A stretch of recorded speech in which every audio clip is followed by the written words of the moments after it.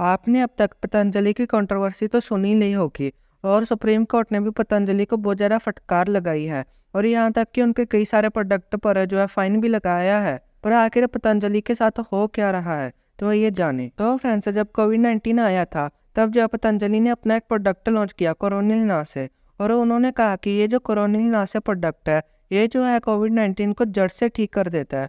और लोगों का विश्वास इस पर तब बढ़ा जो इंडियन गवर्नमेंट के 2 मिनिस्टर इस के लॉन्च इवेंट में गए। पर इसके अलावा आयुष मिनिस्ट्री ने क्लैरिफाई किया कि उन्होंने जो है इस कोरोना के प्रोडक्ट को कोई भी अप्रूवल नहीं दिया है और ये जो बस एक इम्यूनिटी बूस्टर है। और पतंजलि यहीं तक ही नहीं रुकी, पतंजलि ने ऐसे कई सारे एडवर्टाइजमेंट किए जिनका टाइटल था misconceptions spread by allopathy, save yourself and the country from the misconceptions spread by pharma and medical industry. उन्होंने एलोपैथी को यहाँ तक कह दिया कि एलोपैथी एक स्टूपिड एंड बैंकरप्ट साइंस है। पतंजलि ने ऐसे कई सारे एडवर्टाइजमेंट किए जहाँ पर उन्होंने क्लेम किया कि उनकी जो दवाइयाँ हैं वो डायबिटीज हो गया, थायराइड हो गया, फैटी लीवर जैसी डिसीजेस होगी उनको जो है बिल्कुल ठीक कर देगी। अभी हम बात करते हैं कि पतंजलि ने जो भी ये क्लेम किए थे उनके आखिर उनके पास सबूत क्या है। तो पतंजलि ने इसके कई सारे सबूत दिए, जैसे WHO क्लैरिफिकेशन। पतंजलि ने जो अपना कोरोनिल ना का प्रोडक्ट लॉन्च किया था, पतंजलि ने कहा कि उसके लिए उनका WHO से क्लैरिफिकेशन मिली हुई है।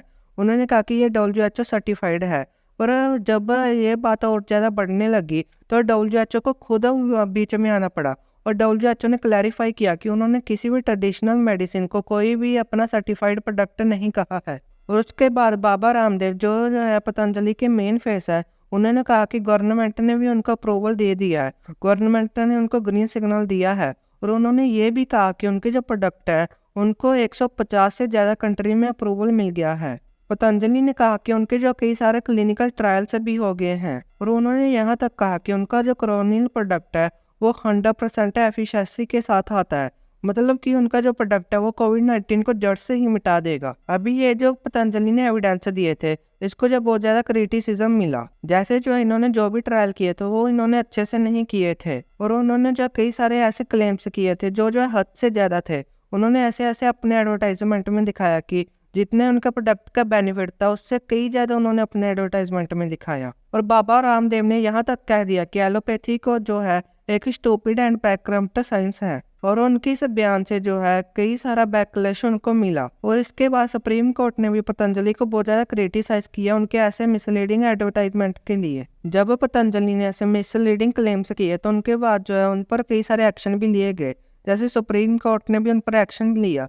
सुप्रीम कोर्ट ने जो है पतंजलि को ऐसे मिसलीडिंग क्लेम्स करने के लिए मना किया और उन्होंने कहा कि उनको अपॉलॉजी भी मांगनी चाहिए लोगों से, क्योंकि उन्होंने जो है पब्लिक को गुमराह किया है। और सुप्रीम कोर्ट ने जो है स्टेट लाइसेंसिंग अथॉरिटी को भी इसके लिए बहुत ज़्यादा फटकार लगाई है। सुप्रीम कोर्ट ने उत्तराखंड गवर्नमेंट को भी क्रिटिसाइज किया है उनके ऐसे एक्शंस की वजह से। सुप्रीम कोर्ट ने कहा है कि वो जो उनके कई सारे प्रोडक्ट पर 1 करोड़ तक की फाइनेंशियल पेनल्टीज भी लगा सकते हैं। अभी जो भी उनके ऊपर ये लीगल एक्शन हुए उन पर जो पतंजलि ने भी रिस्पॉन्ड किया। पहले तो उन्होंने जो है पब्लिक से अपोलोजाइज किया अपनी इन्हें जैसे मिसलीडिंग एड्स की वजह से और ऐसे क्लेम्स की वजह से। और उन्होंने ये भी कहा कि उनसे जो है ऐसे फ्यूचर में कोई भी गलती नहीं होगी। पर पतंजलि पर अभी भी बहुत सारी इन्वेस्टिगेशन चल रही है, उनके कई सारे प्रोडक्ट्स पर जो है ऐसी ऑनगोइंग इन्वेस्टिगेशन चल रही है जिससे जो उनका पता चल सके।